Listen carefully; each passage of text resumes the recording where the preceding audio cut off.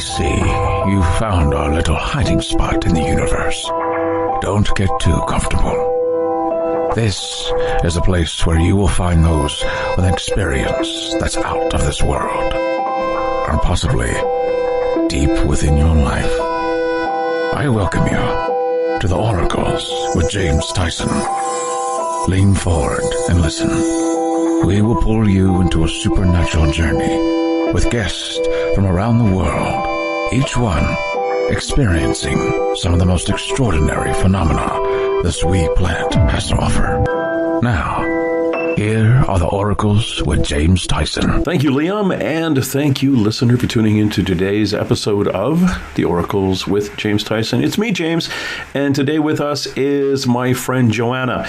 Now, Joanna used to appear on a live internet radio show I had a few years ago on an episode called Two Mediums and a Large, where people would call in, and two of the mediums, and me being the large, I wouldn't do the readings, the mediums would. And we're going to talk a little bit about Joanna's history and how she got into mediumship, starting off kind of wanting to help people. Actually, she started off working in an office, got a part-time gig going to school as a clinical hypnotherapist, which was kind of cool. And how that kind of opened the doors for her reading, and how she first showed up got a table at a psychic fair and was reading cards for them. And we talk a little bit about the cards reading for her too, because like a lot of people who do reading and who do mediumship, the cards aren't really anything other than a focus point for actually, almost the client. They like seeing the cards, as opposed to tarot cards where each card means something. Yeah, okay, we can you can kind of show the client that, okay, this is death, which means everything's going to be good. It's a new beginning. Off you go, and that kind of thing. But we touch very, very briefly on that. But we do get into learning to provide information to the client. Like, how do you get information, process it, and say it out loud to them that's not going to freak the heck out of them? You don't come out and say, hey, your mom's falling off a bridge tomorrow. Well, yeah, honestly, you don't get that kind of information anyway, but there is ways to articulate it and not completely freak somebody out. And whether or not you just, in my case, you'll have a spirit come through, a dead person come through, not a ghost, but actual dead relative come through and say, hey, do you mind passing on this information to the person here? And I get that walking down the street, and then I have to articulate how I approach that person, because they've got this relative jumping up and down saying, hey, since you're a medium and I have this information and you have to tell them this, and you can't really just stop the person and say, hey, there's a dead lady beside you holding a grapefruit and with an umbrella and wants to tell you that the blue car that you bought yesterday is going to break down. Well, that is one of those things you totally freak people out about. And I always believe too, and I've been told this by numerous psychics who want to dictate how I do things because control and ego. You just don't read for somebody without their consent. And that's the human way of looking at things. The woo-woo side of things, if the universe is telling a dead relative of theirs or somebody acting on behalf of their guides to come through and get my attention, I have a message they have a message through me that person obviously needs to hear pretty quick. So then it's me trying to, how am I going to broach this? Hey, nice sweater. By the way, your grandmother is yelling and screaming about something that you're doing. Anyway, we touch a little bit about it. We talk a little more than a little bit about that. We talk about her spirit guides, and for those of you in the woo-woo community know what a spirit guide is, that's the kind of beings we get information from. And it's kind of funny. We talk about when a few years ago, for everybody, psychics around the world had ETs, extraterrestrials, aliens, non-Earth beings, step in and start running things. But you had to give them permission to. Those who were very, very tuned in, they had a choice. And some friends of mine, we talk about that said, I'm good. You guys can back off for now. And we talk about where Joanna's are now, and who's in there guiding her. And we talk about some stuff where she did have an ET come through, and it was kind of fun. We got to talk to him about what a UFO or what Sasquatch were, what a Bigfoot was, what was a Loch Ness Monster. We had an episode years ago all about that. We actually got to go through and talk to this fellow. I think we called him Rob, or she called him Rob back then. And got a bunch of very, very cool information. And we touched a little bit on that. We also, in the second half, we talk about Mother Ayahuasca and what Joanna came away with in the ceremonies in South America that she's gone through. And this is kind of where the healing modalities come from. What was she shown during the ceremonies, and what is her path at this time of her life? And we talk about a lot of interesting things, how death is even a child's death, what that means in relation to how it affects the others in the family group, and the various what ifs. What if when a baby is born with cancer and dies, is that spirit, is that soul actually just coming in for a temporary purpose, and what would that purpose be? And we expand on a few ideas and get her to articulate a little bit better than I'm doing right now on what her belief system is on that, and then what my belief system is on it. We come away still friends. So that's what we're going to be up to. I want you to sit back if you like psychics and you're interested in the development of a psychic and how they've been growing, or how a psychic grows from a psychic medium to a healer. It's kind of a nice little episode with Joanna we'll talk about. Now, Joanna, if you want to follow along at home, you can go joannahthemedium.com. Again, that's joannahthemedium.com.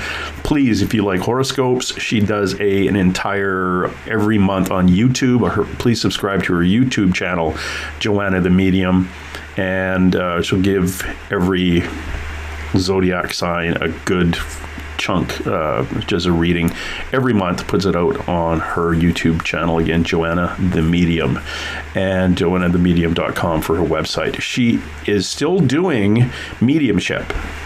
So if you do want to have a reading, she's still doing that, and she is doing healing, and it's kind of fascinating too. It's I've known her for a long time, and it's really cool that she's moved on and kind of opening that side of herself up to help others. And that's who Joanna is. Let's bring her in now. Joanna, how are you today? I am great, James. How are you? I am well here in the apocalypse. It's been going, well, it's an interesting time for us all. Sure is. Now, we've known each other for many, many weeks here, a few years. I first met you when you used to come on my live internet radio show, which had the episode every couple of Sundays. It was two mediums and a large, and thank goodness you weren't one of the large ones. Mm-hmm. You were one of the mediums, and things have really picked up in your life. Just for my listener who doesn't know who you are, tell me a little bit about your background and how you got into the actual mediumship side of things. I'm trying to think the best way to describe it without going in circles. So I guess I'll start about 16, 17 years ago or so. I had this real need to do something more with my life other than what I was doing, which is basically working in an office, being an executive assistant, yada, yada, yada. I've always had this kind of a knowing, like I'm sure everybody else does, that there was something more that I was meant to do, but for some reason it just wasn't really, it wasn't actualizing itself. So after some digging and some exploration, I ended up taking a clinical hypnotherapy course. That was about 15 or so years ago. I took it primarily for self-interest, although I also figured, with my logical thinking, that I would do it as a side hobby, get a little bit paid for a little bit. And then at some point when I retire, hopefully earlier rather than later, I would end up kind of doing that full time. So it wasn't really like, okay, let's change my career per se. It was more, this is what interests me. I've had a real desire to understand, and I had a fascination with how the mind works. So it kind of fell with the interest for me. I started to work with hypnotherapy, having sessions, and the mediumship really was born out of that. Was it because it was not there before? No, I don't think so. I feel getting in tune with a deeper part of me, which I feel is essential when you're doing something like hypnotherapy. You really have to understand yourself deeply.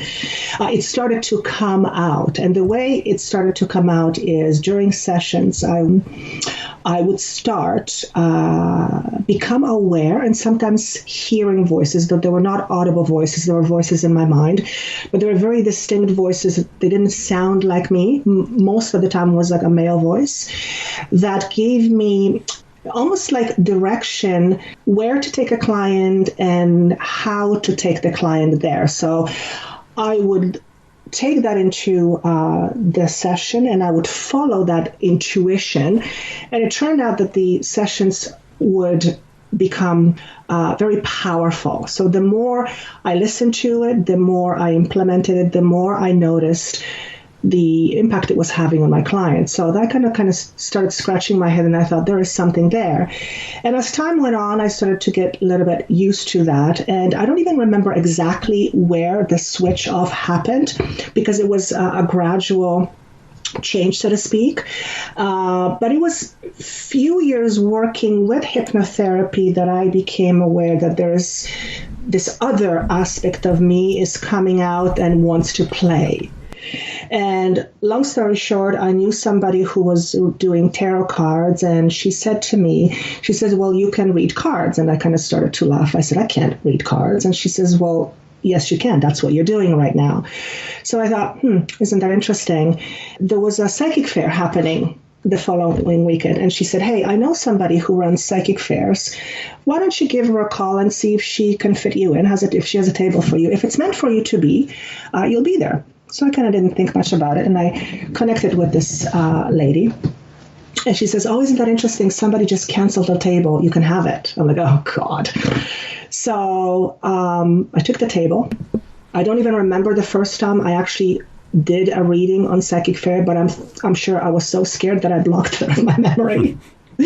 But the long story short is that's basically how it began. And one of the first experiences I had was at a spiritualist church. And I will never forget this because I was fairly new at this reading cards thing. Even when I say reading cards, that's actually not factually correct, because I still to this day don't know how to read cards. I look at pictures and I now know some of the meanings, but they speak to me in a different way than the traditional meaning. So when people talk about reading cards, I do my own thing. I don't really know how to read cards the regular way. But anyway, I remember there was a lady there sitting in front of me, and we were talking, and a little girl in spirit came through, and I understood that to be her daughter. And she asked me to say these words to her. She said, "It wasn't your fault." And when I said these words to her, she became unraveled. She left. That scared me, because I thought, oh my God, what did I do? It really impacted me quite profoundly. And I remember leaving the room, and the girl who was running the psychic fair came up. She says, Joanna, you didn't do anything wrong. You gave her a message that she needed to hear. And at that moment, and there were many afterwards, but at that moment I realized that I am in a very interesting position, where someone is sitting in front of me and they're wide open and they're very vulnerable. And then there is me not knowing what to expect. Mm-hmm. And then there is this other aspect of me which cannot be seen, but it's coming through me. And I am delivering a message that has this profound effect on a person. And that in itself scared me. I could definitely see that. It's coming to the realization that you have that ability and that power to influence another human being's life very quickly, and it's just being a conduit for information. Right. At that time, I took her emotional discomfort as I took it upon myself almost as I felt bad for what had happened. I felt bad that she reacted this way, but I also understood that it is precisely because of what I said, she had that reaction, but that was necessary. it was necessary for her to have almost like this emotional purge. And I remember I had, it took me a while to kind of get my head wrapped around it, because here I am, I'm giving messages, but then there's somebody who's hoping to get some message, and I'm sure she was hoping to get a message from her daughter, but she was hit from the left field that she wasn't expecting it. And I remember, I think I finished, I couldn't continue because it really affected me. I do not want people to be upset. That's the last thing I want. But I came to realize that with this kind of work, there is some healing often happens in a way that at the beginning can look pretty uncomfortable. Yeah, I could see it's ripping the Band-Aid off. Yeah. So that's one of the first experiences that I had that I remember. Now, the second experience was a few years later, and it was of a similar nature. I remember being at the gym, and I get a lot of my stuff at the gym. Well, not now, because now it's not open. Because I'm in my own thing, I'm focusing on something so that, information comes freely, it flows freely. And I remember sitting at the gym, I was doing it on a machine, and I had this awareness. And the awareness was that it was an image. The image was that I had a hand extended out, and on my hand, on the palm of my hand, was a person standing. So it's a metaphor, right? And this person was willingly opening themselves to me. They were very vulnerable. And because they were standing on my palm, if my intention was not of kindness, I could harm them. And I saw the vulnerability of the person that's coming to me, and at the same time, the position I'm in, where if I am ill-intended, I can cause harm. Now, I'm not saying I'm all this powerful person, I'm going to cause harm. It's not what I mean. What I'm saying is, when a person comes to you vulnerable, and your intention or my intention is not pure, then it can create, well, not necessarily a negative, but a profound, not so negative result. Does that make sense to you? Yeah. I find a lot of what we're talking about is intention-based. And whether you're doing Reiki or an energy healing or any kind of work, if you don't come in with a pure and positive intention, it's causing a ripple effect that is a negative to the person you're dealing with. Bingo. Yeah. Yeah. So, yeah, I totally understand what you mean. And I remember the awareness of being in that position where a person opens themselves up to me, and they're raw, they're vulnerable, they're wide open about things they often don't talk to anybody else about. And I remember having the awareness of that, and it scared me.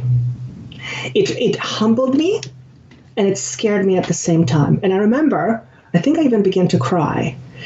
There were so many things that were coming at me at once, but I remember just the awareness of being in this position where someone comes in and allows themselves to be vulnerable. And if I wasn't a person with pure intentions, I could do harm.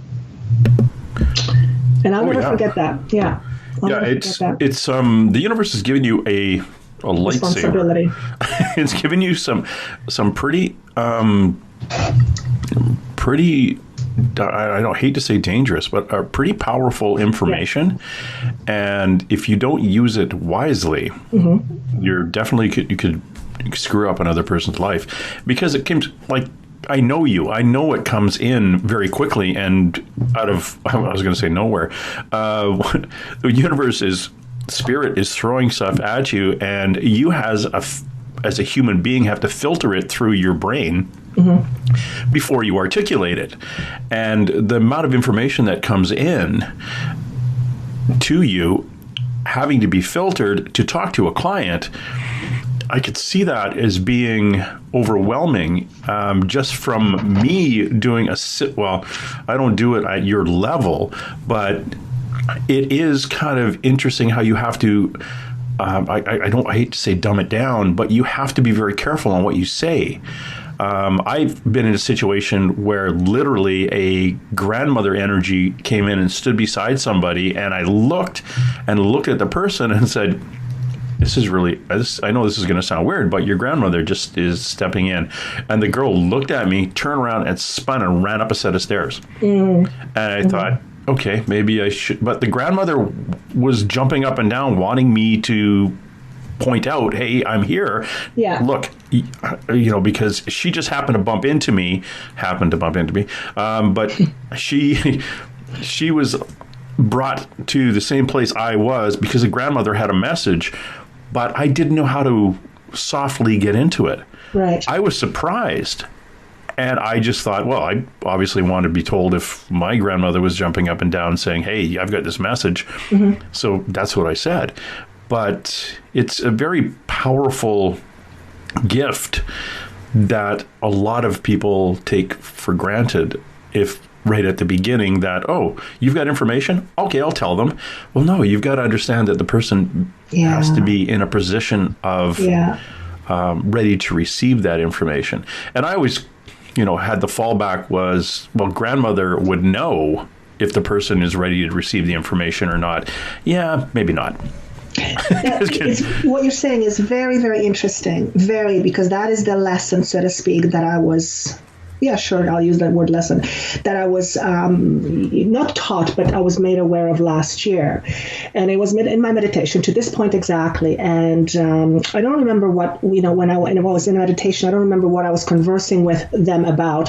But I remember they said, my gift is not the big deal, because we all have these gifts.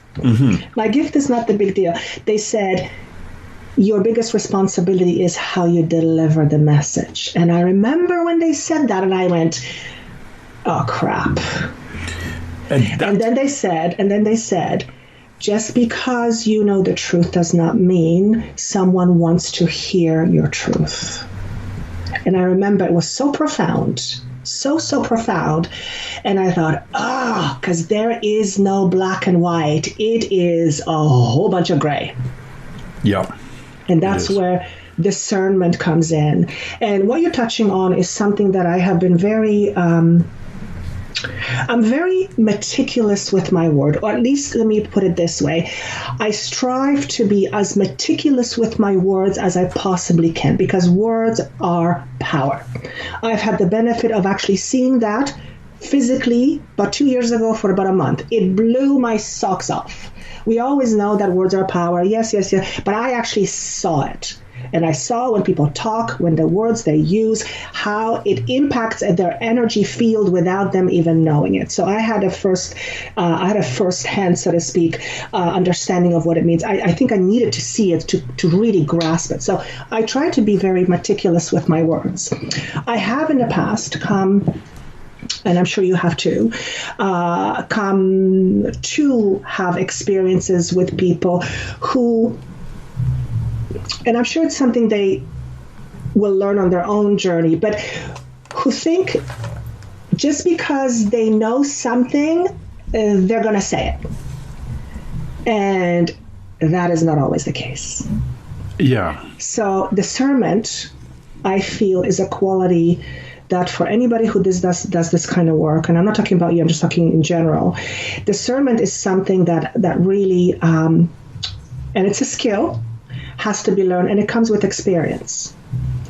So just because someone, I'll give you an example.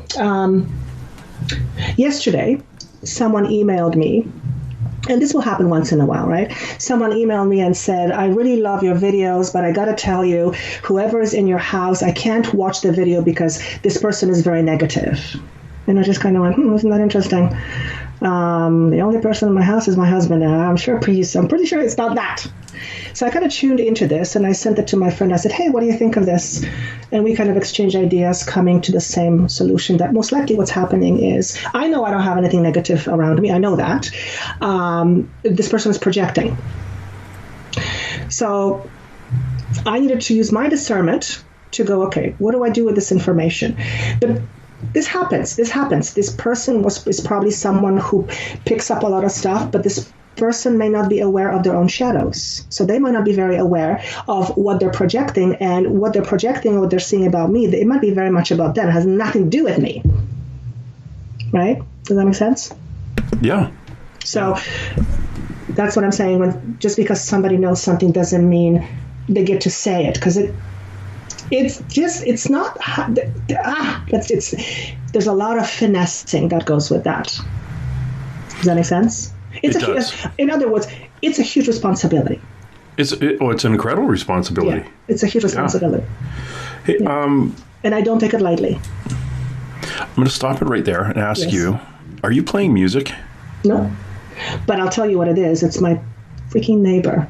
And it's not even that loud where I am, but the speakers here are, the mic is very sensitive. So no, it's my neighbor. Oh, okay. So Sorry. and it's going bump, bump, Yes. bump, bump, bump. Okay, I just That's the neighbor. I'm just going to double check here. I'm going to see my daughter. Yeah, it's right behind the wall. Yeah. Yeah, hold on. Let's get my daughter to turn her music off to see what's going on. It off for a second. I'm going to see if I can turn my mic down a little bit. That helps.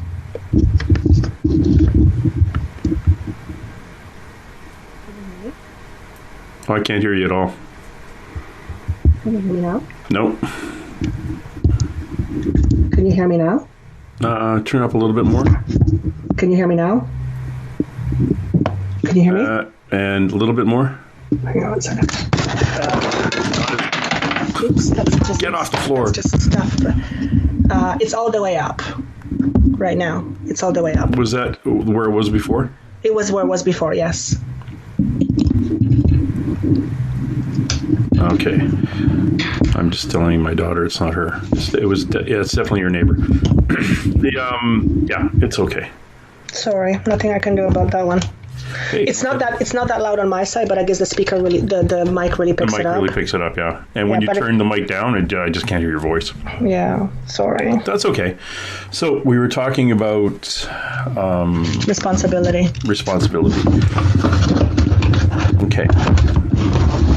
When you're ready, we'll go again. I'm just going to write down the time I did this. 31, 33, edit. So good doing a pre-recorded one. Yeah, you can clean that, eh? Yeah. That way you can... Oh, look at that. I don't hear it anymore. Perfect. All right, so take a deep breath, and we're going to go again. I have a question. I had a question. I should have wrote that down.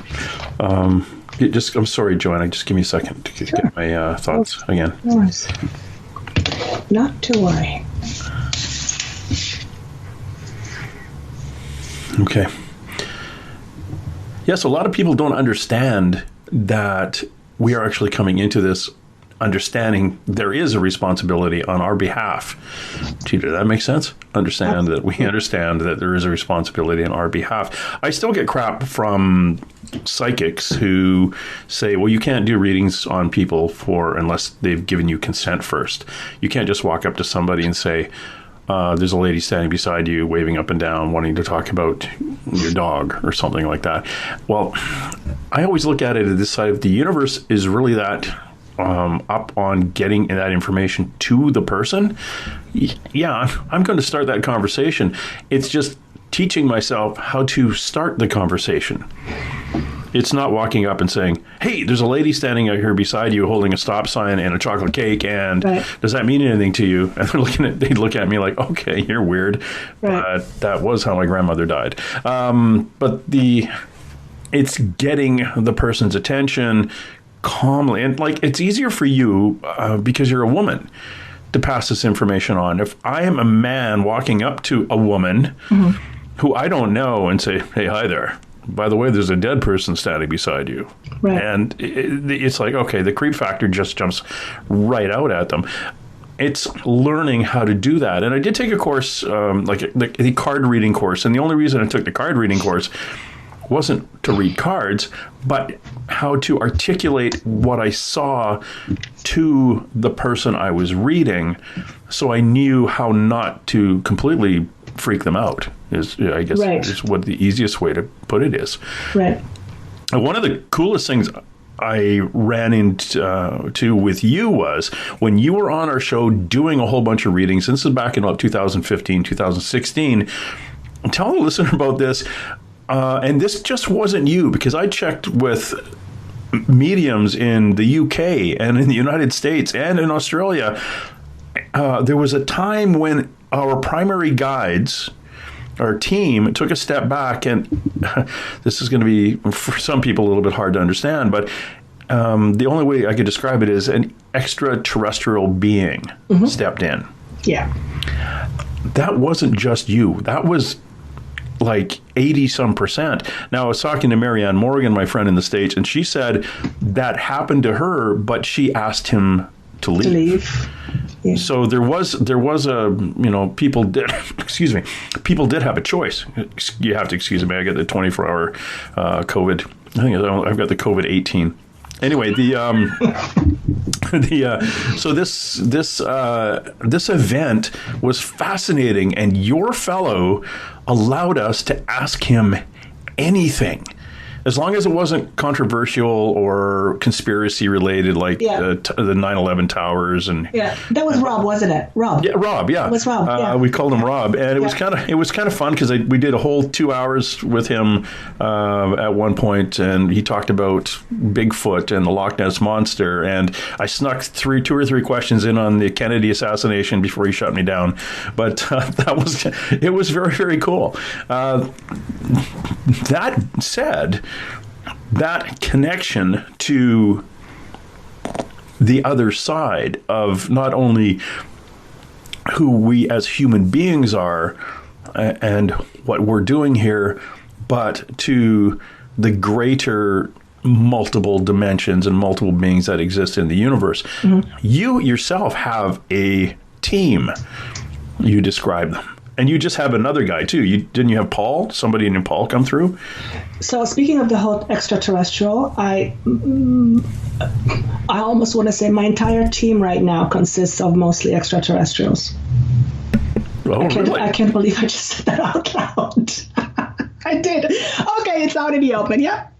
Yes. As a matter of fact, when I do my healings, it is our Arcturians that I work with.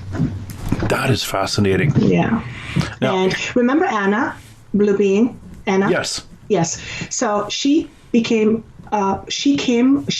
aware of her around the same time that we were working together. And I remember, because she would first appear to me when I was still working in my kitchen, and we were doing shows. I was in my kitchen, and I remember she was just there, and she wasn't really saying anything. She was just observing. Well, last year she came back and she introduced me to a whole bunch of her kind. Well, we talked about you. Because you would come on the show with a number of other psychics who would, in their conversations with you, basically say, yeah, you're not from around here, Joanna. You aren't, okay, you're from Poland, but by way of some other universe somewhere. So it wasn't like you were spiritually a stranger to the other side, an extraterrestrial group. As you're saying this, I want to get emotional because there's a part of me that's recognizing that. So I'm going to give you an example. Last year, when I became aware of her, and this was after my ayahuasca retreat, shortly after, like literally within 2 months after, when I thought I was going crazy. Literally, I thought I was going crazy. She appeared to me, and I began to have a conversation with her because it's like, oh God, you come back. I haven't seen you in a while. And it turns out that she was scoping me out. Basically, she was getting me all those years ago. She was getting me to get used to the idea of having a blue-looking being next to me, right? And the Arcturians that I worked with are blue. And during our conversation last year, I had this awareness that I was in a ship, and I was really startled. Not afraid, but kind of startled, because this was not something I expected, to just kind of find myself on a ship. And it was really funny because she was there with me, and she looked in my face, and she had this mischievous smile, as almost to say, Joanna, this is you. And I remember when she said that to me, I went, oh my God, I am one of you. And I'm getting chills as I'm saying this. And it reminds me, again, last year, because a lot of things happened last year. I was doing a hypnotherapy session with a friend of mine, and I don't know, we were talking about, anyway, she was doing a session on me. It was nothing about extraterrestrials. But somehow I shifted to this other awareness, and all of a sudden I became aware of myself as a blue being. And I remember looking at my fingers, and I had 3 fingers, and I remember I began to cry. And it's not because I was afraid, but because it was home, and I missed it so much. And it's even as I'm saying it, it's evoking that emotion in me.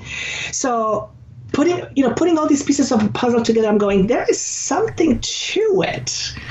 And yes, I have people said to me, you look like an alien. I don't know what that means. I don't see myself the same way as other people do. I don't know. But from the age of about 4, I've always had a fascination with aliens. Ever since I can remember, it's just been something that was always an interest of mine. So I think you're onto something. But at the same time, I truly believe that none of us are from here. We're all from other places. Now, perhaps I have spent, majority of time on other places. I mean, I don't know. I know I've spent many lifetimes here because I've had the visions. But that, that's something I will never know until I actually flip over to the other side. But that makes sense to me, makes sense to me. So anyway, that's my story. That's a very interesting story. Mm-hmm. And if somebody were to look up, or you've probably Googled what an artist's rendition of an Arcturian alien looks like. Yeah. Have you? Yeah, it's kind of that bald head. Yes. Big black eyes, bald. Yeah. Very small mouths. Small nose, like little tiny kind of nose. Yeah. Now, this is, and kind of a long gown, maybe with a sash. Anyway, here's my July 2019 thing. I'm getting a impromptu, like out of the nowhere, I'm getting a regression done. And I'm looking at the psychic I'm with, and she's saying, so what are you seeing? And I said, I describe basically an Arcturian, but not too blue. Mm-hmm. Right? And it's me, and I'm wearing this long gown, and I'm coming in, and I come down onto a pier that's out in the water. And I land on this pier, like just floating down, and I walk down the pier, and there's kind of a hole that goes down under these green treed mountains. Really beautiful. It was day, and I went down into this tunnel, and it was like walking into the way I can describe it is walking into a mall. On the right, there are people going one direction. On the left, they're coming out, and there are things. I know I'm conscious of things that are off to the sides, like stores in a mall, but I'm not looking at them. Mm-hmm. And I keep walking down, and most everybody looks like me. And I walked down to an area that opens up, and there was like 2 or 3 levels, and it was like granite or marble, and there were big chairs, and these chairs had armrests on them, maybe about 20 inches wide, and they were kind of shallow chairs. And she said, what do you see? And I said, I see chairs. And she says, there's one that's empty. And I said, yes.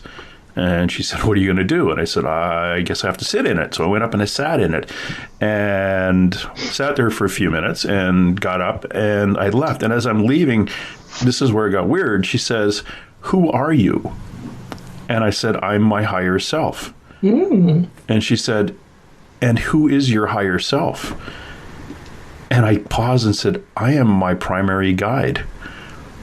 Interesting. So and in 2012, when the psychic first sat me down and talked to me about all this woo-woo stuff that I had no conscious belief in at the time until after this conversation with her, she described my guide as a bald guy looking like he was from Egypt about 30,000 years ago. And I asked what his name was, and she said he laughed because we were always trying to put human names on people. Mm-hmm. And she said has never been terrestrial. So both of us went right over our heads that he's never been from this planet. Interesting. So the person I was describing in this regression was the person who was my guide but my guide is me. So that was like a complete circle. Your guide is you in a higher consciousness, like on a higher, like it's I know what you're saying. I know exactly. Yeah, it's like the snake eating its tail. Yeah. It's a circle. It's like I am my spirit guide. Yeah. But not. It's like he's just he's allowing me to play in this meat sack here. Mm-hmm. And probably just shaking his head saying, oh, we're going to have to do this again. We're gonna, look, oh, he didn't do that. Oh, okay. We're just, all right. Who's going to be his secondary or his third, or what part of the team are we going to send down now to correct this? We're going to clean up this mess. So that's how I think that he's looking at me. But it's very similar to what an Arcturian looks like, but I can't tell you if that is something that resonates with me or not. I just know it's similar in physical description. Mm-hmm. Which, could be a neighbor. But that, anyway, it was very interesting when you said the Arcturians, and connected to you, because it does totally make sense. And years ago, it was a few of us pointed it out, saying, yeah, okay, Joanna, you're not really from around here. You can come sit with us at the table, but yeah, you have to sit over there. No. Really? That's what you thought back then? No. Oh, yeah, we talked about it. We talked about you being more ET. Well, maybe you talked to somebody else about it. No, we discussed this actually on air with you. Maybe I lost the memory. Wouldn't be surprising. Yeah, but we did that, every weekend for 2 years or so. So it was one of many, many conversations. But I always remember talking about that. And it was like, it was your energy. It wasn't how you physically looked, even though you do have horns. But the 3, I might add, not just 2. Just 3. Try Sarah and Joanna. We were talking to Joanna, the medium. She is in the process of rebranding. Not really, because you're still a medium, but your modalities have changed. You've gone circling around back to you did as the hobby job, wanted to be a hypnotherapist, but you are a helper. You're somebody who wants to heal. So now you've kind of grown into the healer aspect in your modalities. And if people want to go check out your website, it is joannahthemedium.com. Right. And please, if you're into, you want to know a little bit more about your horoscope, Joanna the Medium on YouTube, it's wonderful. My tenant and I, you come into the house sometimes and it's on the TV. It'll be Joanna talking. She does a 1 month read on all the horoscopes. Again, that's Joanna the Medium on YouTube. It's fascinating, the fascinating stuff that you connect to and how accurate everything is. And it always has been accurate. There was, before we get into the healer thing, I got to remind people, we did do a show on September 11th once at 9/11. I remember that one. And a fellow from New Jersey called up and said, so what do you see? And you basically described his cousin to a T who died in the North Tower falling through. And it was funny. You said, I don't understand this, but he puts his hands behind his back. He pulls out a cigarette in one hand and takes a big puff and pulls out a steak in the other hand. And you said, I just don't understand what that is. And the guy starts laughing. He says, yeah, that's my cousin. He was, before he passed, the doctor told him, you got to quit smoking and cut down on your cholesterol and fatty foods. So he was showing him that, yeah, look what I can do here. I'm all good. Do you remember during the same night that a lady showed up? Yes. We had somebody actually look into it? Yeah, he brought the dead cousin who died in the North Tower, whose body was never found. Yeah. He brought forward a lady who, during the show, we determined worked in his office. Yeah, it was crazy. That was crazy. She was pregnant, and she was showing you that her feet hurt. And it was because she had brand new shoes for the job. That's crazy. They weren't broken in. And it was really, what I found was sad about that, she wanted to pass a message on to her family. Her husband, yeah. That she should have answered the call. Because I guess he phoned, we're guessing that's what she meant, that he must have phoned, but she said, I'll call him back kind of thing. But someone, while we were on the show, somebody actually started Googling people on the North Tower and whatever office, and maybe he did, the fellow who did this, because he knew what company his brother or his cousin worked for, and came up with the name that you gave us and her description, just her first name and the description, but he narrowed it down to the person, and they did find her. And very, very Catholic family, incredibly Catholic family, which is what made everybody take deep breath and step back. And again, we're going back to the beginning of the show when we were talking about how to communicate something with a loved one. Yeah. How do you breach that? So we kind of left it to people on that side of the planet over in New York, New Jersey, to deal with that, because they were the ones digging into it a little bit more. Whether or not that message would mean a lot to people at the time, or how we received the message was more traumatic than the actual message itself being received. I felt, and I still feel, I'm bringing back the memory, that she really wanted to get it out there, that she was talking to us, and that she was pregnant, and that it can be looked up like this was a real thing. It was really important for her to get that out. And, whether someone believes it or not, that, none of us have control over that. That's, the beauty of free will. But she really wanted to, because she just showed up. She just showed up. I have a lady here, and she's showing me she's pregnant. I don't know who she is. Yeah, it was fascinating. And those are the kind of things that that people like me who hang around with you people, with you, and people who are gifted like this, people who have that intuitive side cranked up like you do.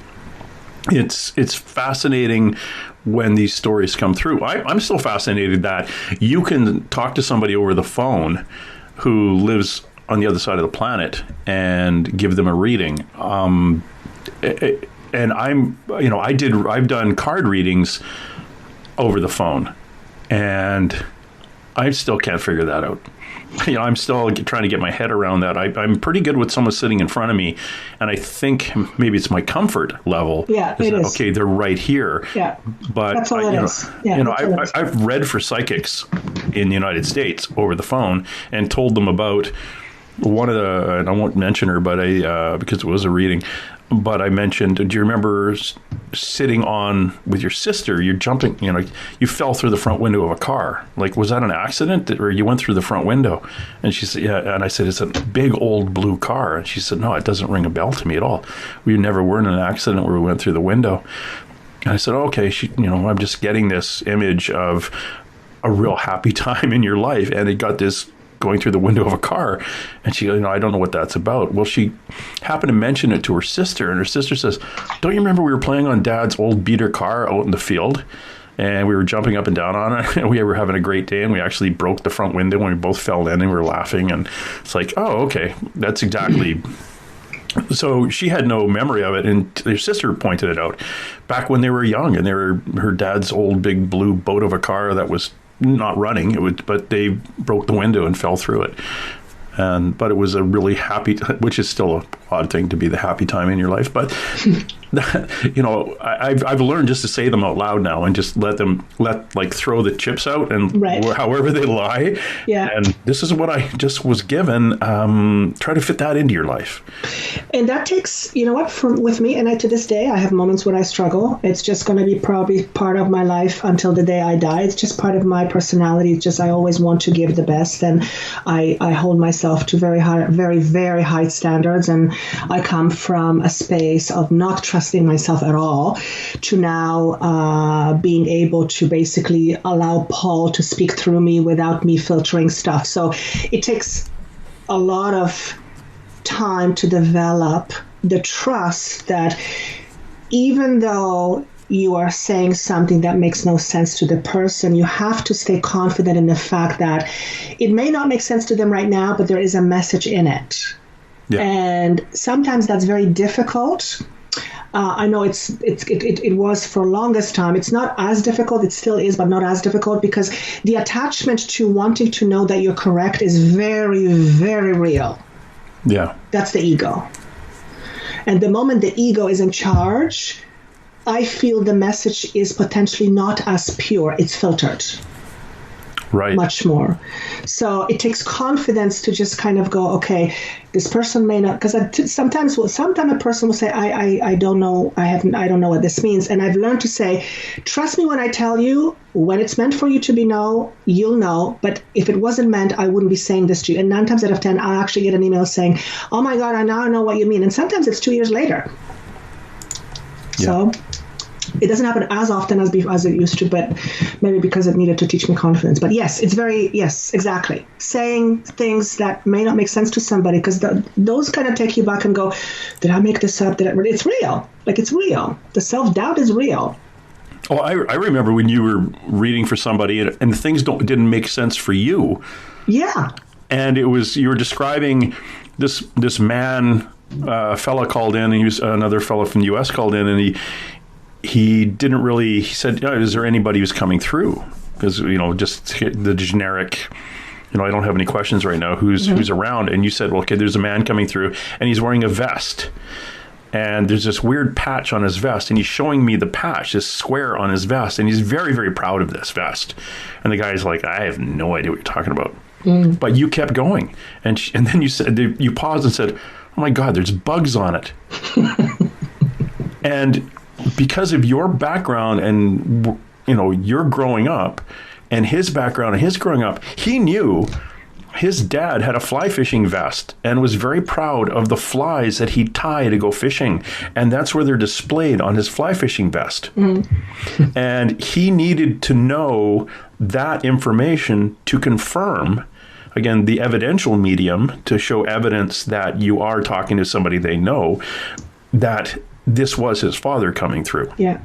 So as soon, and we used to do this horrible, and this is very, very common in group readings, or somebody like you is doing a reading. And it used to drive me crazy when I had a psychic on and someone phoned in and said, the first 20 minutes was them describing their mother, and like, okay, yeah, that's my mother.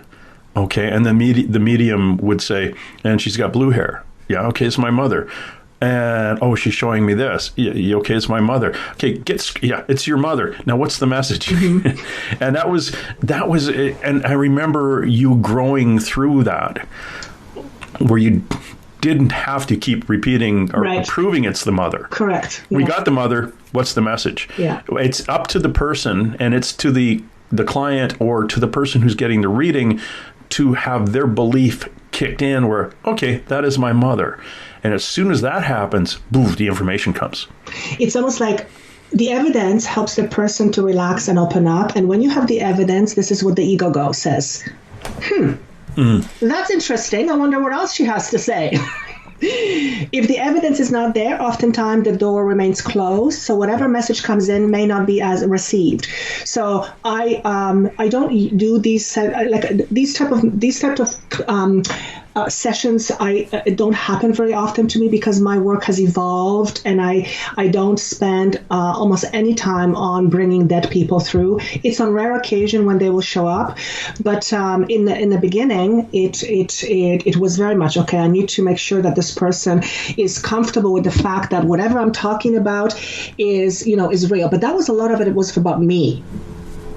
Yeah, a lot of it was about me because I needed to make sure that the person was comfortable, but I'm not responsible for the person's comfort. Does that make sense? Yeah.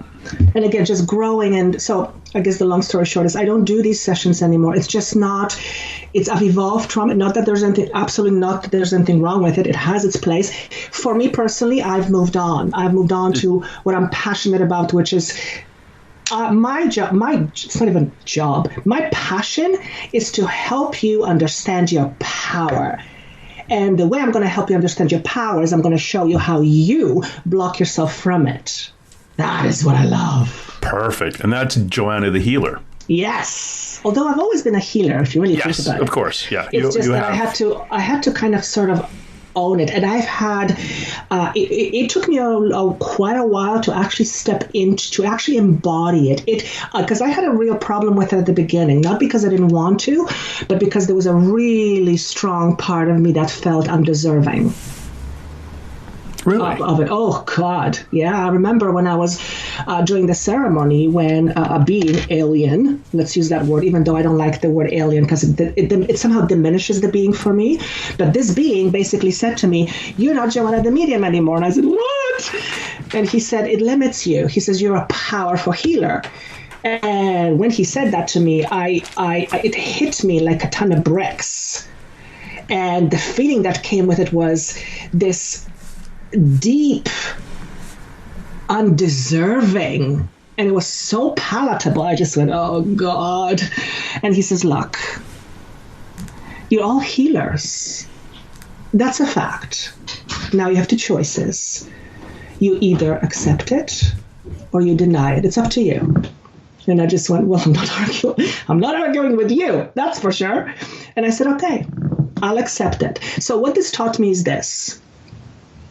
We're all healers because we're all energy. It's not even like we're all energy.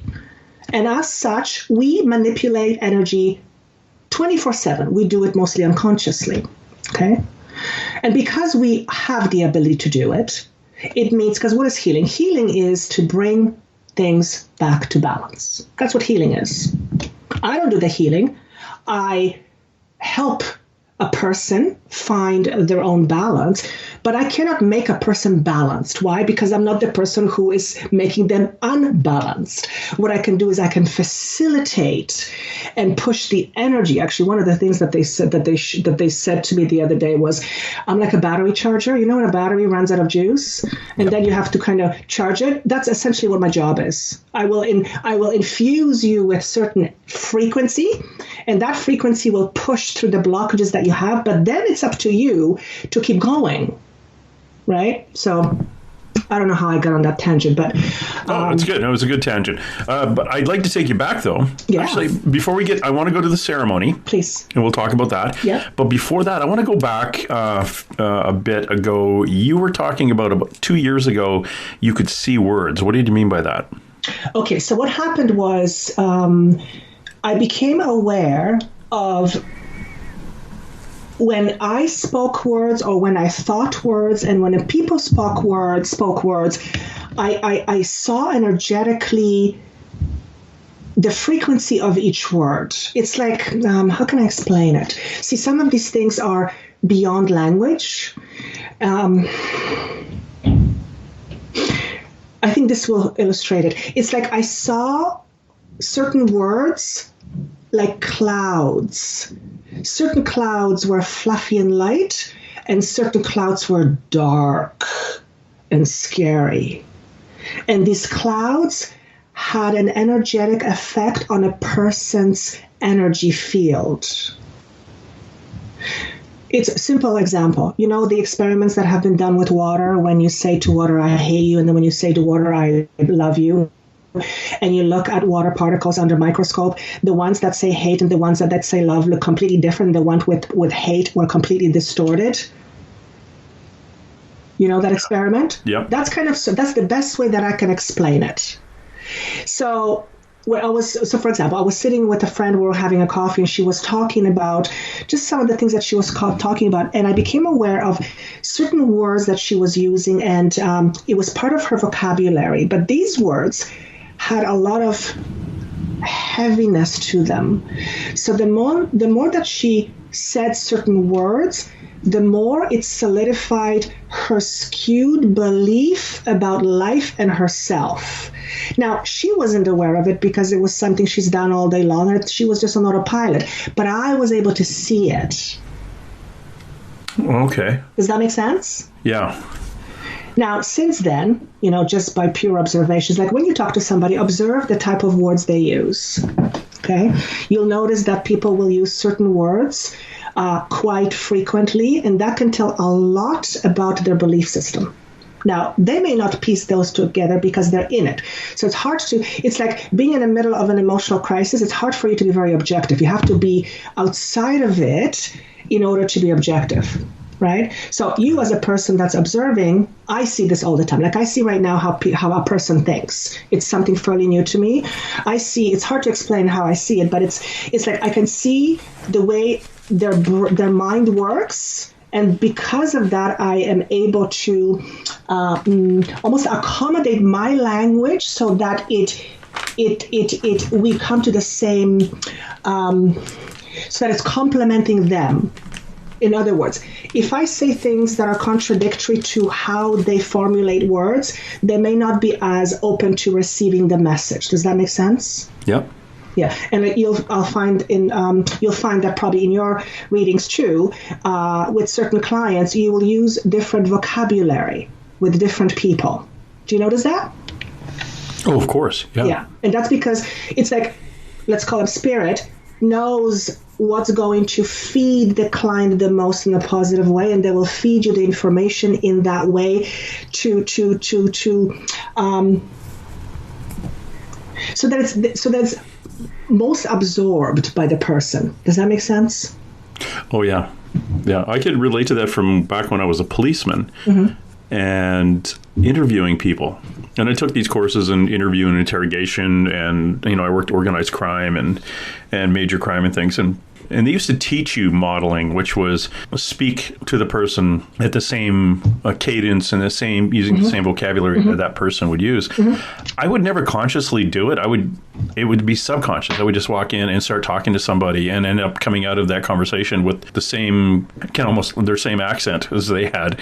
Right. And it would just be easy for me to have a conversation with somebody. But again, too, and I've often referred to this, when I'm talking to that person, they're at a very low point in their life. Their vibration is either sparkly or really low. Right. And I'm coming in with a higher vibration, so it's very easy for them to talk to me, which then made it easier for me to talk to them. Right. Whether you were getting them to try to admit to a crime or not, it was just an easy conversation to have. Yeah. And I've always had that. I could talk to, casually have a conversation with a person who is a very high level organized crime figure where I work, and they would always have a very easy time talking to me. We just knew we didn't talk about work. I didn't talk to them about crime. They didn't talk to me about policing. We talked about motorcycles or hockey. And the conversations were absolutely natural and fine, and we got along great. But it was an interesting connection, that energy connection with people like that. There was a gangster here who other gangsters were trying to kill him, and he was being followed by the police 24 hours a day. And he would pull over sometimes, and the gang guys would pull over and say, hey, what's going on? And he says, you know what? You want to talk about hockey. And that 20 minutes of conversation at the side of the road, he said one day to the police, after an hour of talking to them, and he said, you really should get going. We can't just be talking to you all day. And he said, this is the safest I feel all day long. Because he's surrounded by police. Then he has to go off and do his thing and not try to get killed by the other bad guys. Right. So it's very, very interesting, that connection of a lower vibration person to a higher vibration person, and how your conversation drops to that level. Yeah.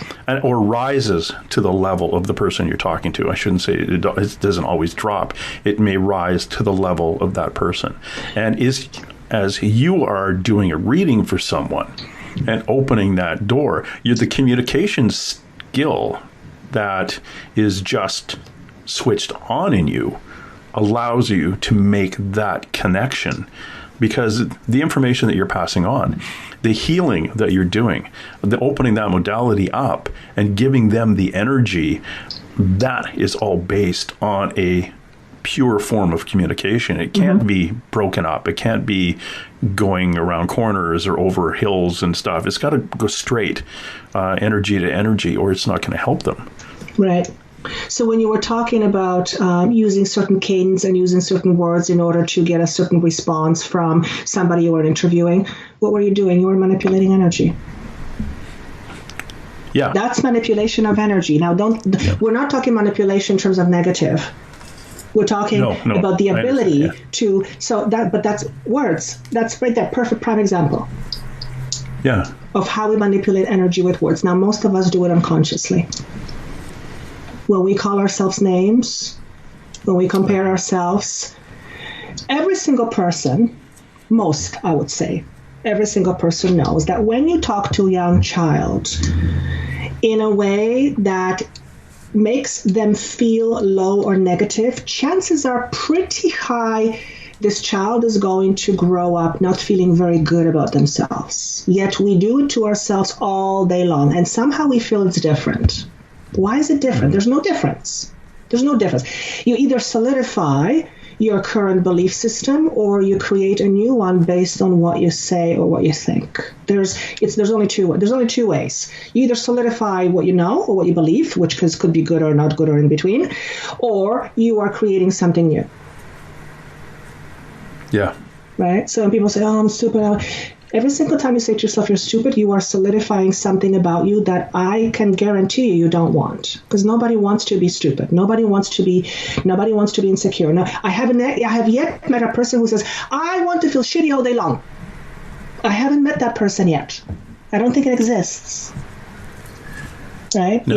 Yet the way we communicate with ourselves is we create our experience by the relationship we have with ourselves. Basically, that's what it is. So healing is really about what is your relationship with you. If your relationship with you is out of balance, that out of balance will be shown to you in your life, whether it's in a physical form, psychological, emotional, whatever.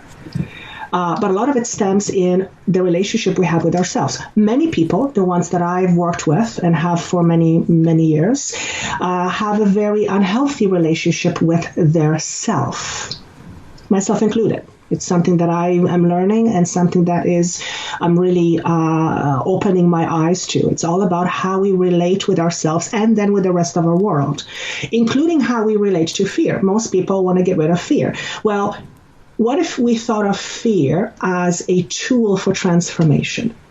What if from the very beginning of our life, we were taught that even though fear feels not great, it is something that ultimately can be embraced? Because the moment you change your relationship with fear, it takes on a different meaning. Number one, you're not as opposing to it because you're treating it more like a friend.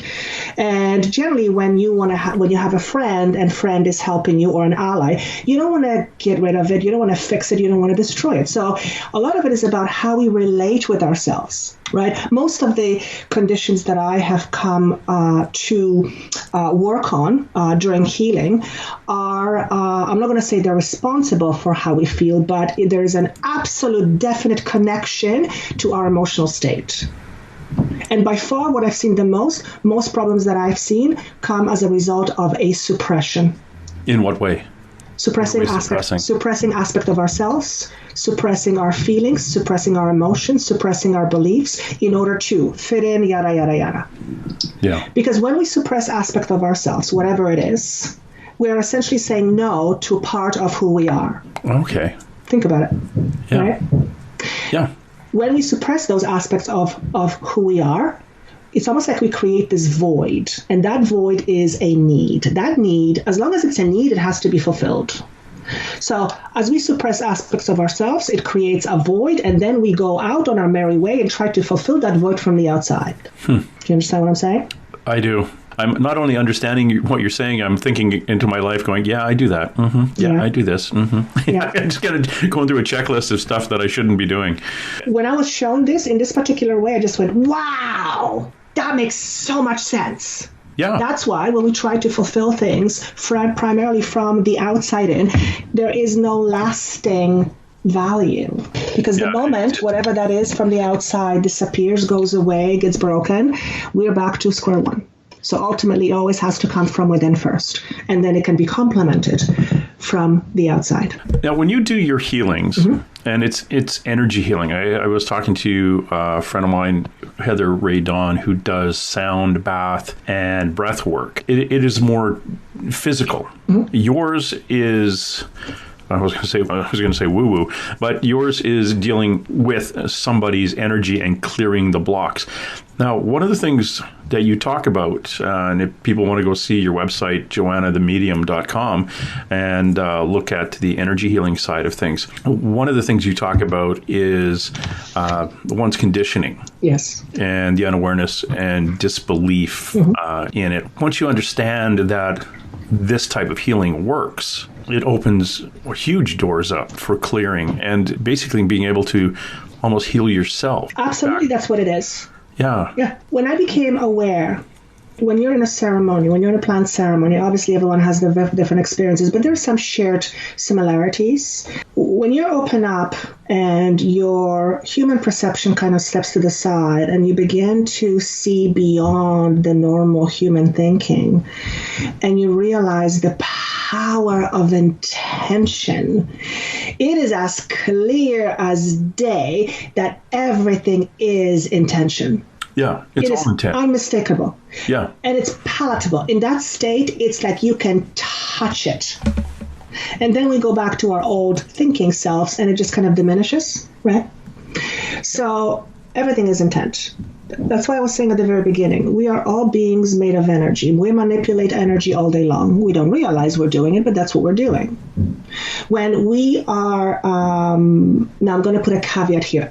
What I'm going to say next does not mean that we are to blame for the problems that we are having or for the conditions that we are experiencing. That is not what I'm saying. What I am saying, however, is that in my experience, and I think it's shared by many, any condition, psychological, physical, emotional, or otherwise, has at least been contributed by us.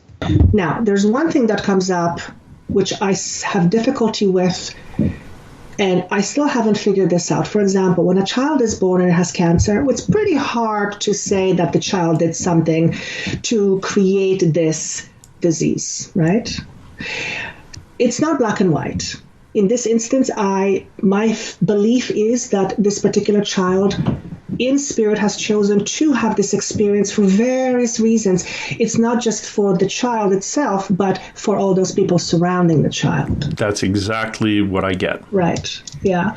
Moreover, what I feel is that the energies or the conditions to which the child has been brought in are, what's the word I want to use is it's like the conditions are ripe for the illness to manifest. Again, I'm not putting blame. Let me see if I can find an example here. Example, here's what I'm being given. Let's say a child is born. This is purely speculative, but that's the example that's showing up. Let's say a child is born into a mother who was extraordinarily fearful. That child is born into a mother who carries a lot of heavy energy. Is it her fault that she's fearful? No, it's not her fault. But she is the one that's emanating this frequency. Now, child being a part of her will automatically take on that energy. So it's absorbing the fear from the host. Absolutely. Absolutely. So am I putting a blame on the mother? No, not at all. I'm just saying certain conditions are ripe in order for something to be manifested. Yeah. Does that make sense? It does. My belief system is that using the child being born with cancer and maybe not surviving more than a year. Yeah.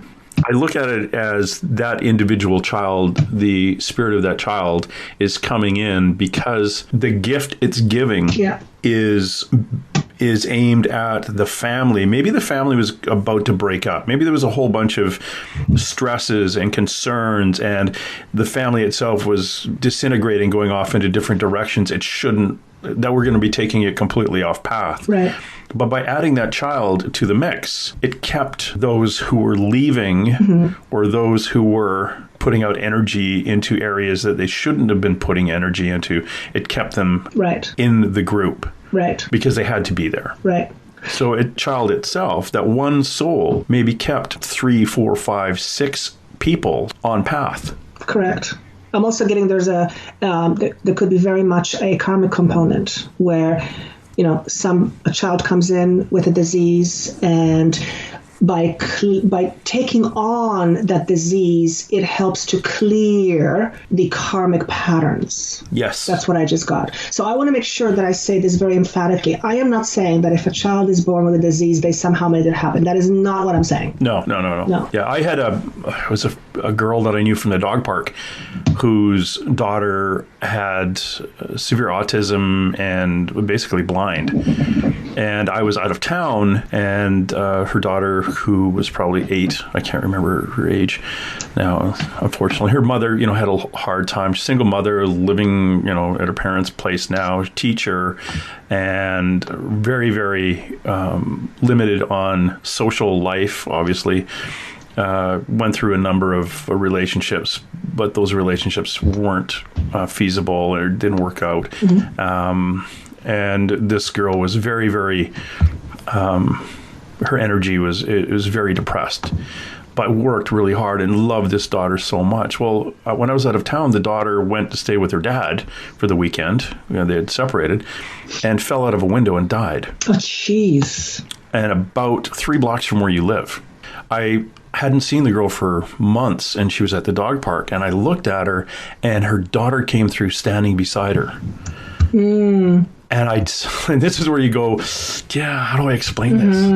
And I said, I'm sorry to hear about your daughter. Excuse me, I don't want to break up here.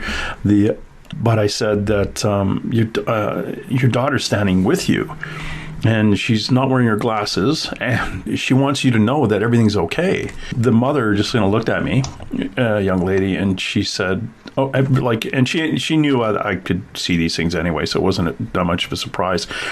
And this is the first time, and probably the last time I've ever done this, where I actually said, do you have any questions? Because I like, what? I don't do that. I usually I'm the conduit. It just comes one way. But we had for about 45 minutes, they had a conversation back and forth. Should we hyphenate the name on the bench in the playground, that your favorite playground? We've got a bench dedicated to you. And the daughter who said, well, thank you very much, but that's up to you. Same way where we split the ashes and stuff like that. Yeah. And the daughter ends up being a being that has been in this person's life for many lives. And once, they could have been sisters, husband and wife, brother and sister, brother and brother. They've always been together. And it was time for her to leave. And that's why she left. And the mother said, well, did she hurt? She said, well, no, she said she was flying, and then she was standing and could see. And because she just literally, she fell out a window. She didn't know she was falling out the window. Yeah, wow. And she died instantly. Yeah. So she said, no, it was, I was flying, and then I was fine. And here I am. But we determined that this girl, she was in her life, and this is getting back to your topic here.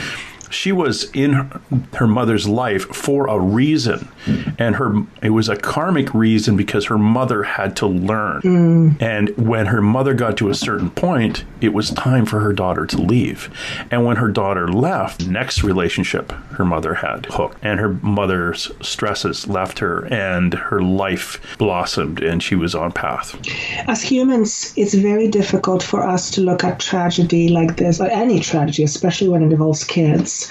It's very difficult. I have difficulty when it comes with kids and with animals. My humanness kicks right in when people abuse animals, and I have a very difficult time trying to get to my spiritual self. It's just, that's my humanness, and I don't feel bad about it, but it's hard.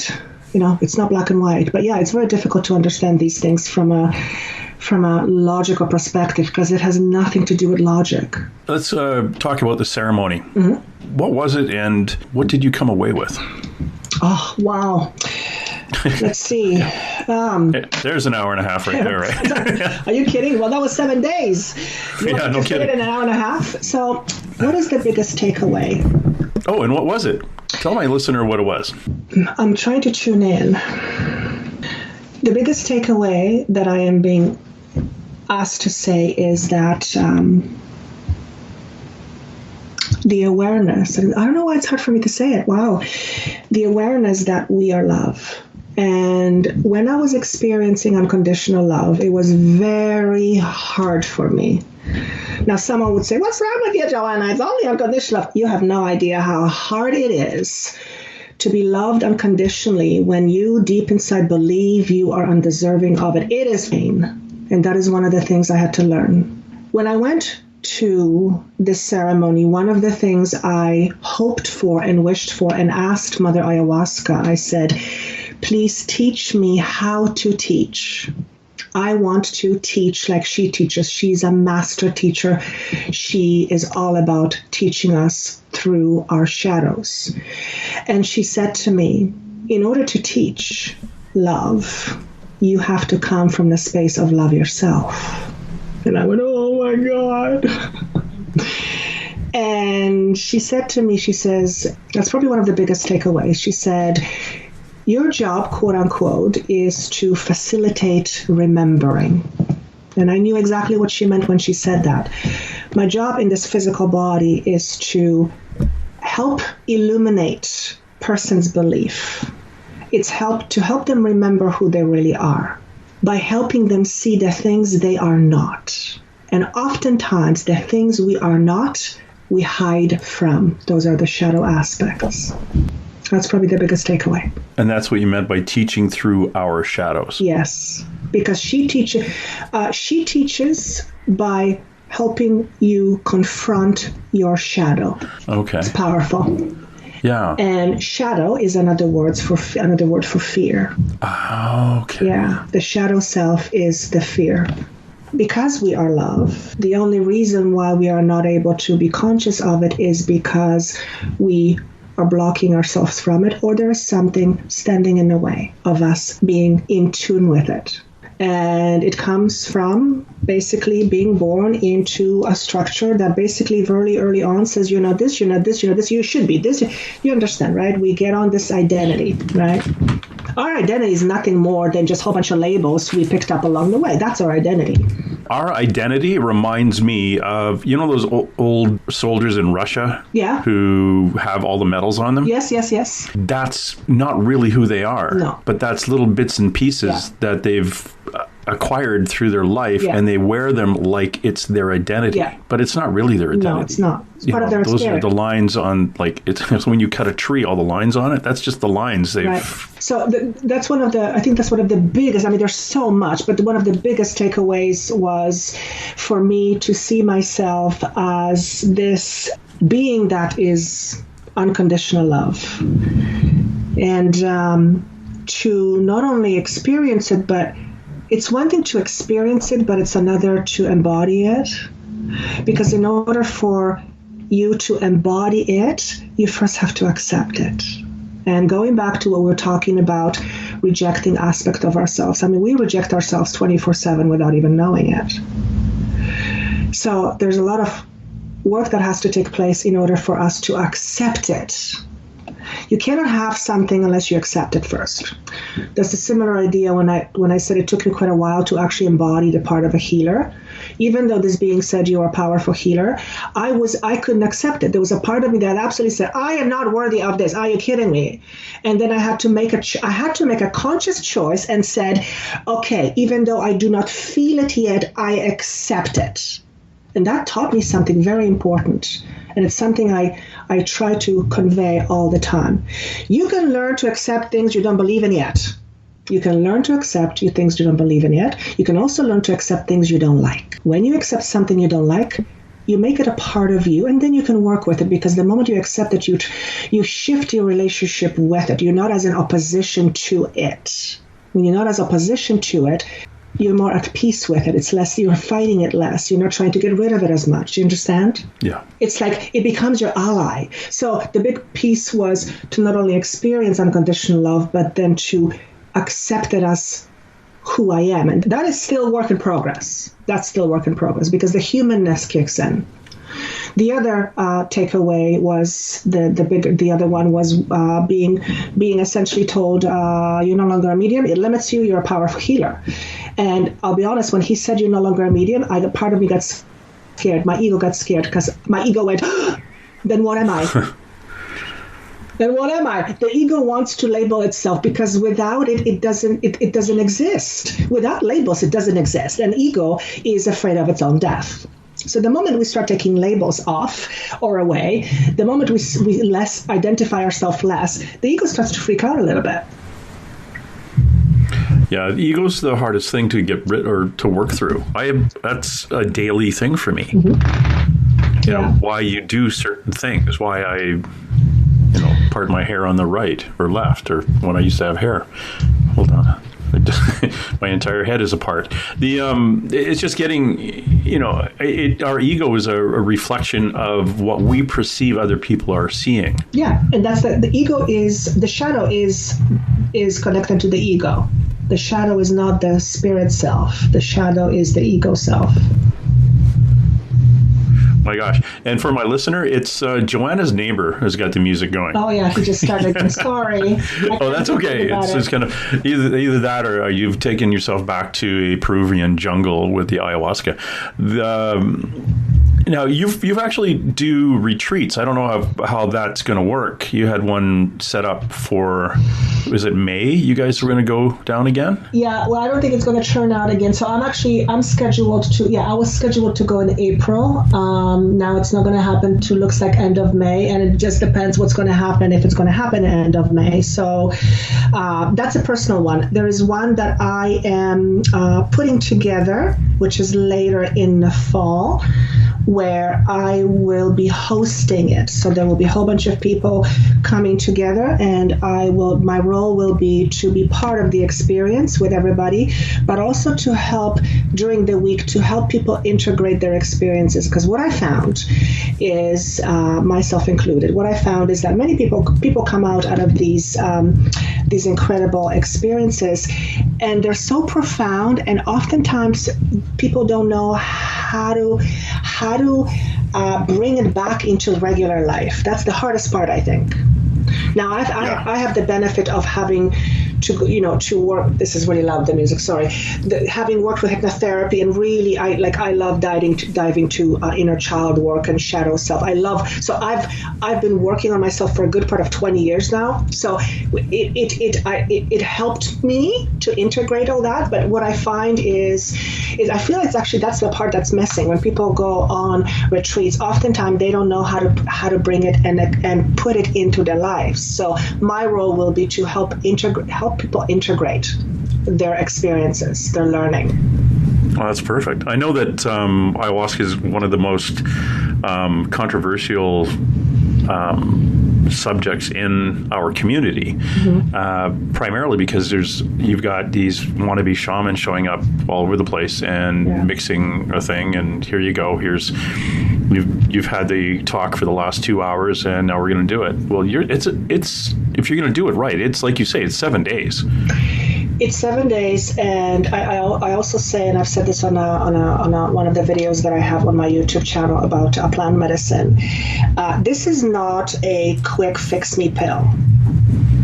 That's not how it works, because Mother Ayahuasca doesn't fix you. What she does is she shows you how you are not broken. Okay, say that again. Yes. She doesn't fix you. She shows you that you are not broken. Oh, that's kind of cool. Now, that in itself is the healing. When you begin to realize that you are not broken, that you are not all of the things you think you are. I'm not good at this. When you realize that is not who you are and you feel it, that's when the healing starts to take place. But excellent. But we still have what's called a habit. We are in a habit of being ourselves every day. And I feel Joe Dispenza says it that way. You're in a habit of being yourself. You wake up every morning, you have certain thoughts, you do certain things a certain way. You're in a habit of being yourself. Yep. So you can come back from the ceremony and you can have what's called the halo effect for quite a while. I mean, mine was for about a good 2 weeks, where I literally was in the real world and it felt weird. It felt cold. It felt rigid. It felt almost like metal, overstructured. And I came from this beautiful experience where I felt the unity and the wonderment of the universe itself. And you just plunked into this world. So it takes a while, for the halo to go away. But once the halo goes away, you're back into your routine. And you come in with the knowledge, but then you have your habit of doing your routine. And your routine doesn't magically go away. If you want to change it, you have to make the change. So what she does is she will give you knowledge. She will help you have an understanding. The understanding helps you implement new aspects into your life, but she doesn't do it for you. she can't. That's the free will. Yep. And It's that's the just pointed out to responsibility. you. Yeah, and that's the responsibility. The biggest thing is, the other thing that she taught me was on the first 2 nights, because when you're in a ceremony, I mean, there's a lot of things going on. People are crying, people are throwing up. There are some noises that are coming out of people's bodies that you go, wow, what's happening there? And it doesn't necessarily mean they're having a bad time. Sometimes what looks horrible, you ask the person next day and go, oh my God, I had a time of my life. So it's not always an indication of something bad happening. But being an empath, I just kept sending the healing to everybody on the first night. And halfway through the ceremony, the shaman's helper comes and she says, no, don't do that. This is about you. You need energy for you. And I just went, oh, and I wasn't even conscious. I mean, I was conscious that I was doing it, but when she said, no, this is about you, it made me go, oh, wait a minute. I have to focus on me. And Mother Ayahuasca said, there was a gentleman next to me that was having what I felt was a horrible time. Like he was puking his guts out. Like I thought he was going to puke his entire digestive system out. It was bad. And every time he would vomit, my heart would go out and she would say this to me, Joanna, stay in your own lane. Stay in your own lane. Always remember everyone is on their own journey. The way you can help him is every time he vomits, celebrate with him because he's being reborn. And I thought, oh, I love that. So the takeaway was everyone is on their own journey. You can't really help anyone at the end of the day. You can help them to a certain point, but at a certain point, self-responsibility kicks in. It has to. Yeah. Yeah, and I'm very vocal about it. When a client says, I want to deal with this, and that, it's like, okay, let's be realistic here. You just told me 35 years of troubles you want me to fix in 15 minutes. That's not how it works. Yeah, and that's unfortunate that this isn't. It's not a quick fix. No. And like you say, it's a change of process. If you have been in a rut, you're off path, you're in a rut, and you come to someone like yourself to be shown what path you should be on, and you walk away saying, well, I went to this healer, I went to a psychic who told me I should do A, B, and C, and, well, I don't feel any different when I left. Well, dude, it's like, no, you were given a map. Yeah. Now, use the map and go somewhere. Exactly. No, well, I'm a little busy right now. I gotta, pick the kids up, and it's like, oh, dude, it's like, that's not how it works. And a lot of people, and people don't understand this, is that people come to healers, and people come to a psychic at a specific time in their life. It's a gift. It's gifted to cross those paths. And I know that, and this is, I look back at when you used to have the phone-in shows. People would phone in. We'd say, hey, the lines are open. Anyone call in? And it was going out to the world, and people would phone in from all over the world if they're awake, whatever time zone you ended up beaming into. But people would just like, hey, just for a joke, I think I'm going to call, or, dial and pass the phone to somebody. It doesn't really work that way, because these people, some of them were calling in, and you would tell them something and they say, no, it's not. And then off air, you and the other psychic would say, okay, they're full of crap. We're not going to be talking to this person anymore, because even their guides are shaking their heads. It just wasn't their time. But the ones that actually walk in off the street, or in your case, they'll go to your website, again, joannathamedium.com, and maybe want to sign up for a healing session. It's time. So if you've actually gone through the process in communicating with a healer, getting a hold of Joanna, or finding a healer somewhere else, or having an experience in South America, a proper one, within the ayahuasca, like going through a proper ceremony and not take the shortcuts with all the wackos out there, it's your time. Yeah. So pay attention to the gift you're given. Pay attention to the roadmap. I always say I'm a big one for journaling dreams. Mm-hmm. Come out of that ceremony and journal, for God's sakes. Big time. Right. Just sit down on the plane on the way home. friggin' dump everything onto the paper. Yeah. Because if you don't, you'll forget things that you were shown. And pay attention. If you were actually go out of your way to do that, and you come back and you've journaled, and you hop on your bike and ride into the rut again, don't bitch and complain that it didn't do anything for you. Totally. What came to mind when you were talking, when I was beginning to do my healing work, which was just a few short months ago, when they said, okay, it's time. I was like, okay. At first I had a problem almost, because I couldn't quite figure out where the free will comes in terms of me doing the healing, person getting better, but where does their free will come in that says, well, maybe I don't want to feel healing? Because some people don't. They think they do, but subconsciously they don't. That can happen, right? And what was shown to me is that, because ultimately everyone is their own healer. What I do is I facilitate, I tune in the energy, I will send you energy. People actually feel physical differences, and they feel things leaving their body. So there is physical stuff happening, but at the end of the day, if you go back to your old ways and you don't use this as a starting point to try something new, you're not going to continue the healing. You'll just go back to the same old. Does that make sense? Yes. Like, I'll give you an example. I was having a session with someone, or just before I had the session with my regular coaching client, and they asked me to do a healing just before I called her, and it was just kind of impromptu. So I thought, okay. So I tuned in, I sent her a healing, and then I called in, and halfway through the session, she keeps excusing herself, and I'm going, what's going on? She says, Joanna, I'm sorry, but I have to just kind of use the restroom. And I went, oh my God, this is how she's reacting to the healing. She said, it's never happened before. And I've had these instances since then, and I'm shocked when that happens, because the ego part of me goes, really?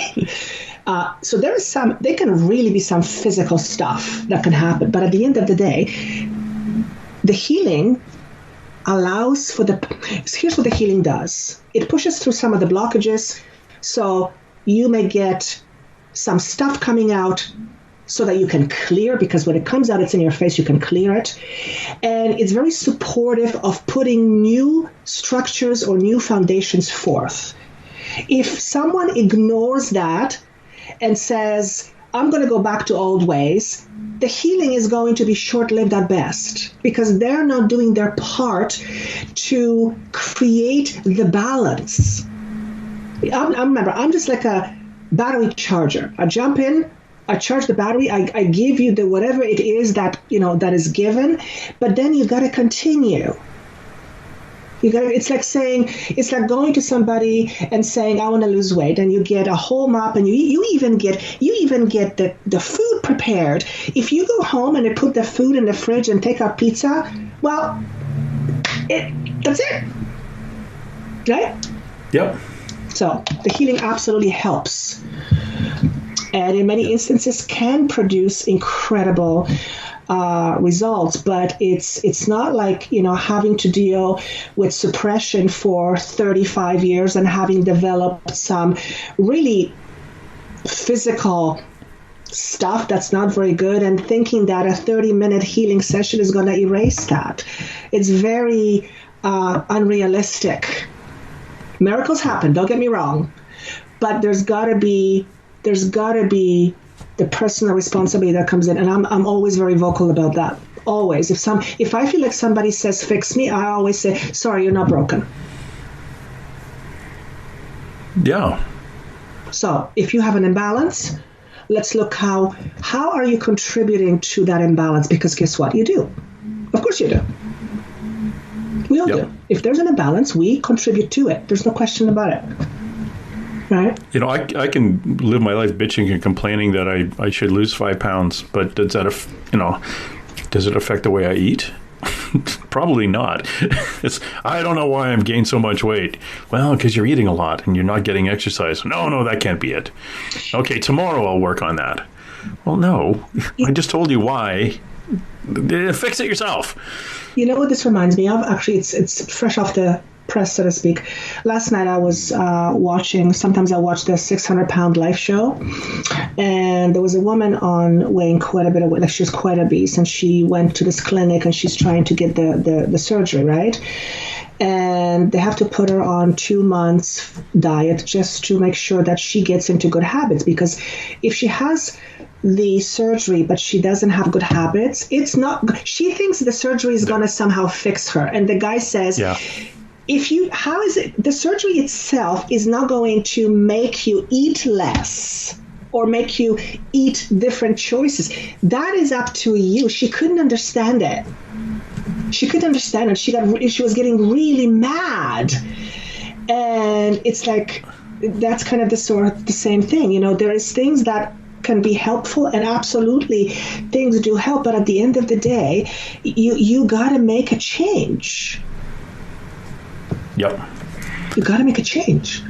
Yeah, my doctor is a traditional old Irish guy, and he basically said to me when I first met him, he says, I'm a traditional doctor, so if I tell you to do something and you don't do it, then I don't want to be a doctor anymore. But, oh, crap, okay. So if he says cut down on sugar or eat more buffalo or something, yeah, I got to do it, because if I don't, the next time I go see him, he says, oh, you've been up on your buffalo? Well, not that he would say that, but that's, if he will not help people who don't want to help themselves. Exactly. Amazing.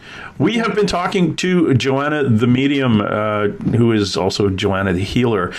Joanna, what is, I'm basically going to put out to the world here, joannathamedium.com is her website. Joanna the Medium on YouTube is a wonderful series of horoscopes that you seem to work really hard on, because you've got all the horoscopes once a month, and you do a full month per sign. But you also have a Facebook page, and now you've got a private community in the Facebook page, and that is for people of like mind, people who are interested in coming in.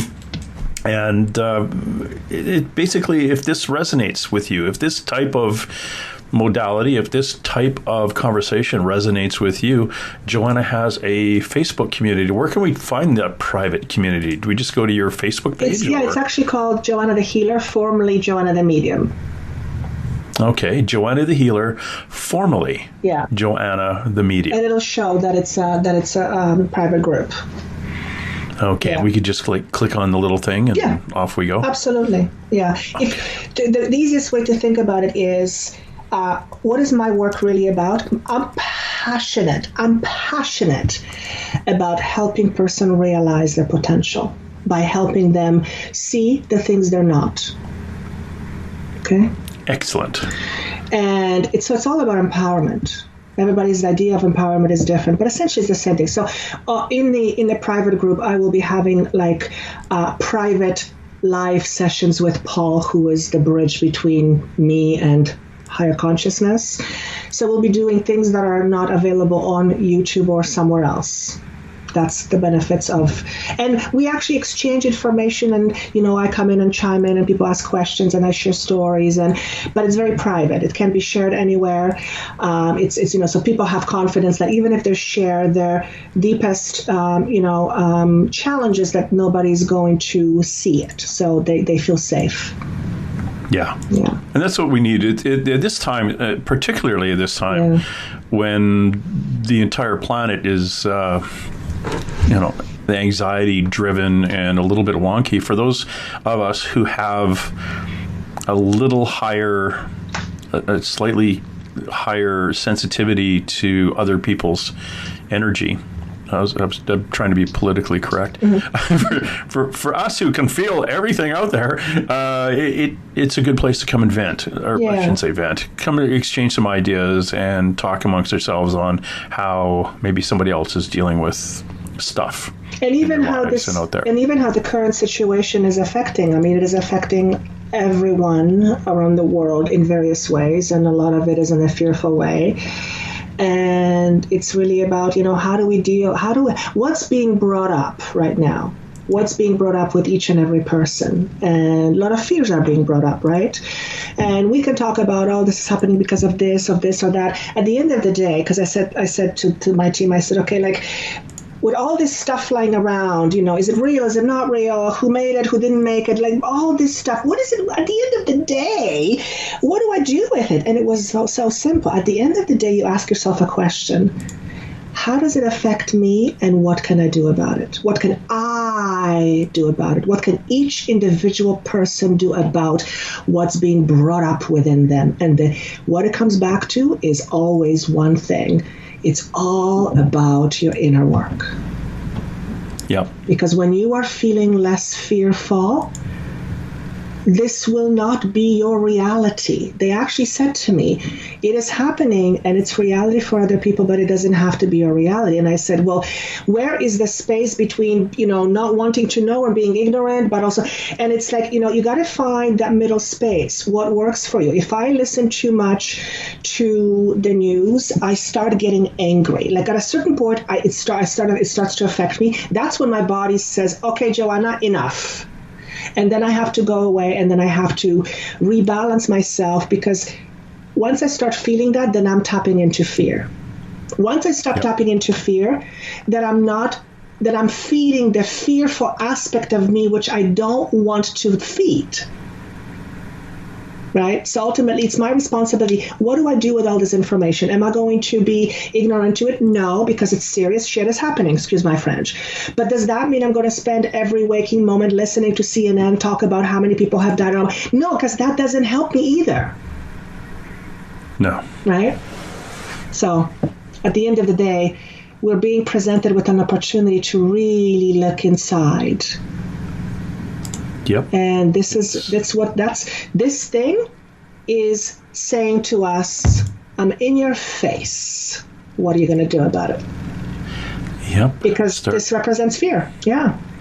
It does. And you'll find that the people who are working together are less fearful than the ones who are isolating. Absolutely. Well, I shouldn't say we have to isolate, but you know what I mean. Yes. The ones that are pulling back and afraid and not wanting to engage and not wanting to help other people, they're not going anywhere.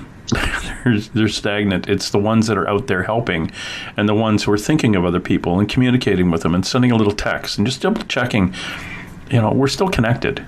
And you know what is coming right now for me to share? I really believe, maybe it's a naive part of me, but I really believe that even though what's happening is not great, I feel there can be something beautiful that essentially comes out of it at some point. And each and every one of us has the opportunity to decide what does this mean to us, and what are we going to do with it? I had somebody the other day losing their shit, excuse my French, with all the theories about this and that, and people who are trying to get you, and monsters coming out of the closet. And I saw this person like, oh my God, this person is going in the black box. And it's like, we have to shake ourselves. If we fall prey into the fear, then the fear won. If we look the fear in the face and ask, okay, what does this fear bring up in me? What is it in me? Because it's a mirror. Think about it. It's a mirror, right? Mm-hmm.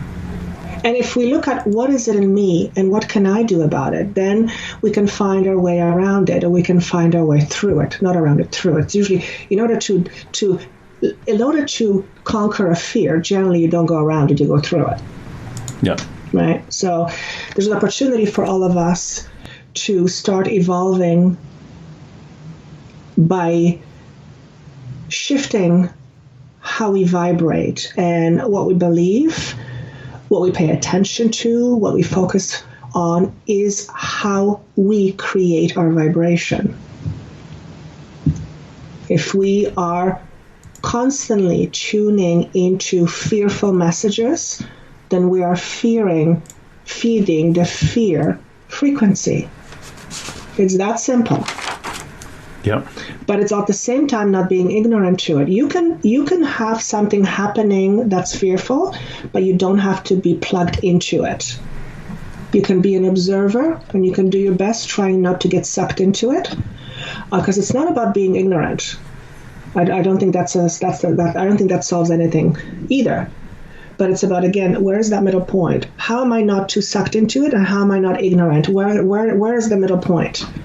Right? And each and every person will have their own little middle, you know? Oh yeah, it is.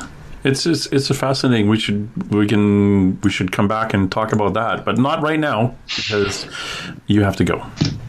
So, it's been an hour and a half. Not that I don't want you. Wow. Time goes by it's not fast. that I don't want you to be here, but you've got to get going. We added another half hour or stuff or bit on there.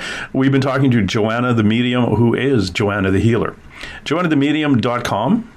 Joanna the Medium on YouTube, and Joanna the Healer, formerly Joanna the Medium, on Facebook on the private page, or Joanna the Medium on private on Facebook anyway. Lots of ways to get in touch with Joanna. Go to her website again, JoannaTheMedium.com. See the different things she offers, and again, she's Joanna. She's still doing mediumship work because that's one of the things that she is able to do and able to help people with, a healer, and it's absolutely fascinating. Thank you very much, Joanna, for dropping by. I really enjoyed this. Thank you very much. Watching you while you sleep on and on. All right, that's it. Let's roll. And hey. Let's be careful out there.